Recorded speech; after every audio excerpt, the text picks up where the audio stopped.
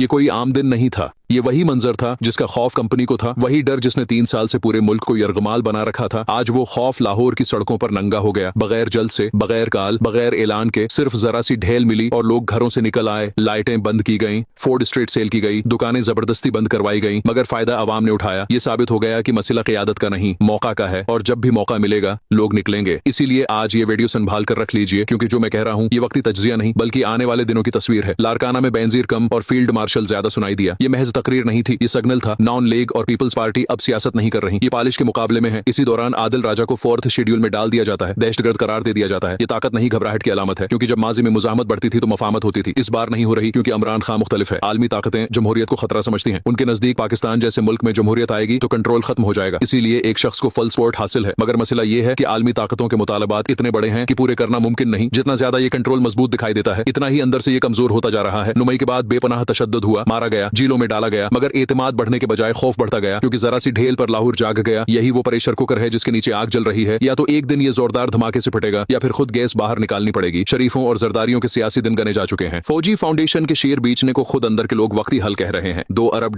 का roll over default रोकने की मजबूरी है। आलमी ताकतें अब फ्री लंच देने को तैयार नहीं, वो कीमत मांग रही हैं। इसीलिए गजा पर बयान आ रहा है। पैस की पंख के नाम पर सूदेबाजी हो रही है। इमरान खान ने स्ट्रीट मूवमेंट का ऐलान कर दिया है। बीच में एक शख्स है जिस पर चारों तरफ से दबाव है। उसे रोज बताया जा रहा है कि इमरान खान खत्म हो गया, मगर लाहौर ने ये झूठ तोड़ दिया। क्योंकि अगर एक वज़ीर आली के लिए हजारों निकल सकते हैं तो सोचो इमरान खान आएगा तो क्या होगा। अब सिर्फ 2 रास्ते बचे हैं। या मान लिया जाए कि 3 साल का जबर नाकाम हो चुका है और मुज़ाकरात किए जाएं, या फिर गिरफ्तारियों का नया तूफान आए। मगर तारीख बताती है कि एक ही हथौड़ा बार बार मारने से दीवार फिलेट नहीं होती, और जो ताकत अवाम के खिलाफ खड़ी हो जाए वो चाहे जितनी पालिश कर ले आखिरकार टूट ही जाती है।